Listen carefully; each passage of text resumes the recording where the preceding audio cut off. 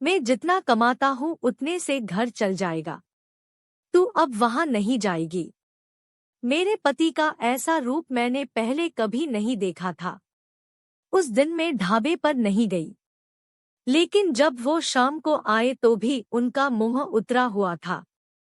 मैंने सही समय देखकर उनसे बात की, पूछा क्या हुआ, आप ऐसा क्यों बोल रहे हैं। वो बोले कि मेरा मुंह मत खुलवा, मैं सब जानता हूँ कि तू क्या कर रही है।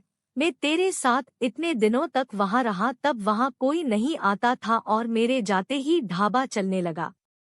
आखिर ऐसा भी क्या हो गया। मेरे तो होश ही उड़ गए। वो क्या बोलना चाहते थे मैं समझ गई। ऐसी बात वो भी शादी के इतने दिनों बाद। उनके मुंह से सुनकर मुझे यकीन ही नहीं हो रहा था कि यह मेरे पति है। मैं एकदम खामोश हो गई। रात को मेरे आंसू नहीं रुक रहे थे। मेरे मुंह पर अब ढाबे का नाम भी नहीं आया। इस तरह की बातें सुनने के बाद मेरा अब कुछ करने का मन ही नहीं किया। उस दिन से खामोश हो गई। अब कुछ करने को कहने को बचा भी नहीं था। मैंने सोचा था कि उनको कोई सफाई नहीं दूंगी, वो अपना काम करते रहें। लेकिन उनकी कमाई कम थी, उससे अच्छे से गुजारा नहीं हो पाता था। कुछ ही दिनों में जो पैसा जमा किया था वो खत्म हो गया। करीब 3 महीने बाद ही उनकी तबीयत खराब हो गई और वो बिस्तर पर आ गए। काम नहीं कर पा रहे थे। मैं जैसे तैसे उन्हें संभाल रही थी। घर में जब पैसा खत्म होने लगा तो कर्जा लेने की नौबत फिर से आ गई। मैं चाहती थी कि कहीं किसी के घर जाकर खाना बनाने या बर्तन धोने का काम करने लगूं।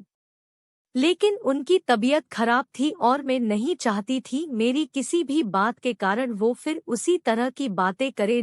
एक दिन वो बिस्तर पर थे, मैं उनके लिए खाना बना रही थी, तब उन्होंने मुझे बुलाया। बोले मैं जानता हूँ उस दिन की बात तुम्हें बहुत परेशान कर रही है, लेकिन और तुम्हें लग भी रहा होगा कि मैं तुम्हें यह कैसे बोल सकता हूँ। लेकिन वो शब्द और बातें मेरी नहीं थी। मैंने कानों में ऐसी बात आई थी। अपनी रिश्तेदारी में ऐसी बात हो रही थी। मैंने अपनी बीवी और बेटी को अकेले वहां छोड़ दिया। उन्हें देख लोग रुकते हैं जिससे कमाई हो रही है। इस तरह की बातें मैं बर्दाश्त नहीं कर सकता। 2 रोटी कम खा लेंगे, लेकिन यह सब नहीं सुनना था। समाज और यहाँ के लोग, खासकर आपके परिचित और रिश्तेदार, आपको आगे बढ़ता देख बहुत कुछ कहने लगते हैं। लेकिन लोग इस हद तक गिरे हैं, मुझे इसका पता नहीं था और मेरे पति भी उनकी बातों में आ गए। उस समय में मैं भी होती उनकी जगह तो शायद यही करती। मुझे भी उतना ही बुरा लगता, वही फैसला लेती जो उन्होंने लिया। मैंने उन्हें कहा कि कहाँ है वो शुभचिंतक जो अब आपकी मदद करने नहीं आएंगे। जाइए, आप उनसे पूछ लीजिए। हमारे घर में खाने को नहीं है और आपकी तबीयत खराब है। आप बताएं कौन आया अब हमारी मदद करने। दुनिया किसी को खुश नहीं देख सकती, और अगर कोई मेहनत करके आगे बढ़ता है तो सारे प्रयास करके उसे पीछे धकेलने की कोशिश करती है। और आप उनकी बातों में आ गए। वो लोग सफल हो गए। सबको बात बनाना है। अब अगर हम भूख से मर जाएंगे तो भी उन्हें बातें मिल जाएगी। वो लोग कुछ समय तक बोलते, अगर हमें कोई फर्क नहीं पड़ता तो वो थक कर हार मान लेते। वो पीठ पीछे ही इस तरह की बकवास कर सकते हैं, सामने आने की तो उनमें हिम्मत भी नहीं है। उस दिन मेरे पति की आंखें खुल गई। उन्होंने कहा कि तुम सच बोल रही हो, मैं ही पागल था।